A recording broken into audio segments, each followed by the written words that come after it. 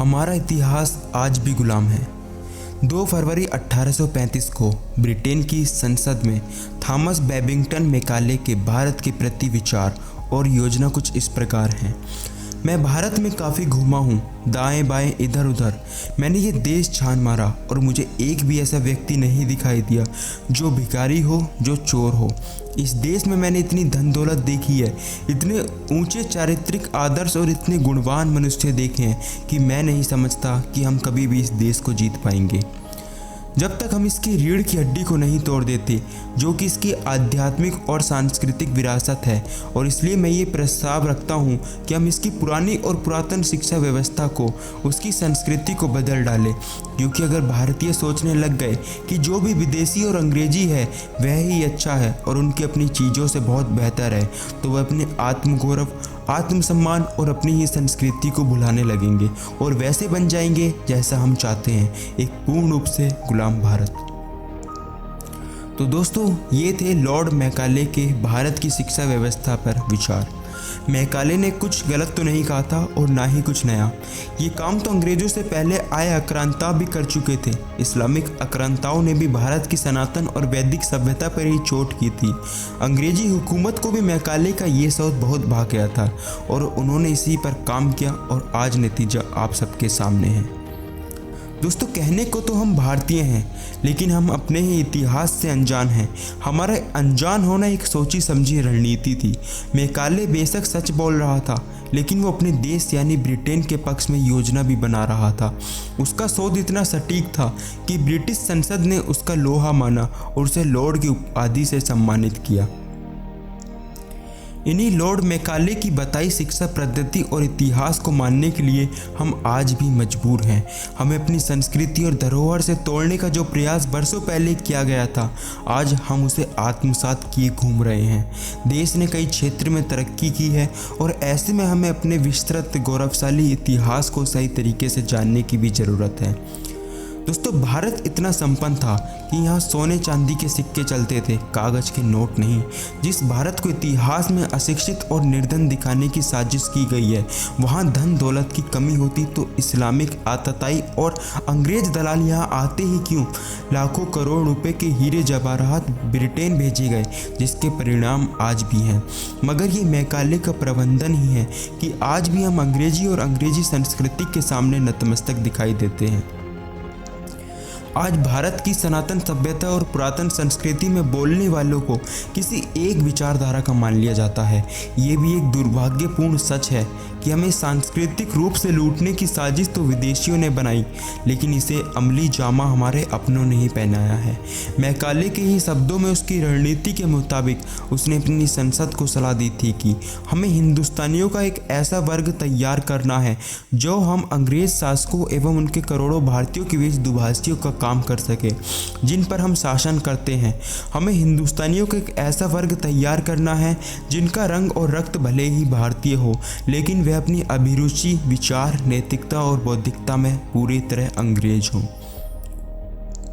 इन शब्दों को सुनकर आप ये सोचें कि आज के हालात को देखते हुए किसी ने टिप्पणी लिखी है तो भी आश्चर्य की बात नहीं होगी। अंग्रेजों की प्रशासनिक क्षमता का यही जादू है कि वर्षों पहले ही उन्होंने अपनी योजना के परिणाम देख लिए थे। इसके बावजूद अपने अन्य उपनिवेशों की तरह वे भारत की सनातन सभ्यता को भी पूरी तरह मिटा नहीं पाए। दोस्तों, आज हम अपनी परंपरा को जानते तो हैं, लेकिन बहुत ही टूटे फूटे तरीके से और शायद बहुत हद तक इसके बिगड़े हुए रूप में। जब अब ज़रूरत है इस बात को भी समझने की कि हमारी ऐसी संस्कृति क्या थी और उसे ख़त्म करने के लिए इतनी दीर्घकालिक साजिश क्यों रची गई। दरअसल जो देश अपनी जड़ों को मजबूत रखते हुए आगे बढ़ता है, वो एक विश्व शक्ति के रूप में उभरता है। अपनी भाषा, अपनी समृद्ध परंपरा और अपने पुरातन ज्ञान का सम्मान किसी देश को तमाम विपरीत परिस्थितियों के बावजूद कैसे आगे बढ़ा सकता है, इसका उदाहरण जापान और चीन जैसे कई देशों ने दिया है। ऐसे देश आज भी अपनी परंपरा और सिद्धांतों का अनुपालन करते हैं। दोस्तों, बात लगभग 1825 के आसपास की है। जब ईस्ट इंडिया कंपनी वित्तीय रूप से संक्रमण काल से गुजर रही थी और ये संकट उसे दिवालियापन के कगार पर पहुंचा सकता था। कंपनी का काम करने के लिए ब्रिटेन के स्नातक और कर्मचारी अब उसे महंगे पड़ने लगे थे। 1828 में governor general William Bentinck Bharat आया, जिसने लागत घटाने के उद्देश्य से अब प्रशासन में भारतीय लोगों के प्रवेश के लिए चार्टर एक्ट में एक प्रावधान जुड़वाया कि सरकारी नौकरी में धर्म, जाति या मूल का कोई हस्तक्षेप नहीं होगा, और यहीं से मैकाले का भारत में आने का रास्ता खुला। दोस्तों, अब अंग्रेजों के सामने चुनौती थी कि कैसे भारतीयों को उस भाषा में पारंगत करें जिससे कि ये अंग्रेजों के पढ़े लिखे हिंदुस्तानी की तरह गुलाम कर सकें। इस कार्य को आगे बढ़ाया general committee of public instruction के अध्यक्ष थॉमस बेबिंगटन मैकाले ने। 1858 में मैकाले द्वारा इंडियन एजुकेशन एक्ट बनाया गया। मैकाले की सोच स्पष्ट थी, हम आपको बता चुके हैं। दोस्तों, उसने पूरी तरह से भारतीय शिक्षा व्यवस्था को ख़त्म करने और अंग्रेजी शिक्षा व्यवस्था का प्रारूप तैयार करने की पूरी कोशिश की। इस प्रारूप को तैयार करने से पहले उसने बाकायदा एक सर्वे किया और इस सर्वे के मुताबिक भारत में साक्षरता का प्रतिशत बहुत ऊंचा था। इस सर्वे के बाद मैकाले ने कहा था, भारत को हमेशा के लिए अगर गुलाम बनाना है तो इसकी देसी और सांस्कृतिक शिक्षा व्यवस्था को पूरी तरह से ध्वस्त करना होगा और उसकी जगह अंग्रेजी शिक्षा व्यवस्था लानी होगी, और तभी इस देश में शरीर से तो हिंदुस्तानी होंगे लेकिन दिमाग से अंग्रेज पैदा होंगे, और जब इस देश की यूनिवर्सिटी से निकलेंगे तो हमारे हित में काम करेंगे। उसने बाकायदा अपनी बात को कुछ इस तरह से कहा था कि जैसे किसी खेत में कोई फसल लगाने के पहले पूरी तरह से जोत दिया जाता है, वैसे ही इसे जोतना होगा और अंग्रेजी शिक्षा व्यवस्था लानी होगी। इसके बाद भारत में स्थापित शिक्षा व्यवस्था को धीरे धीरे ख़त्म किया जाने लगा।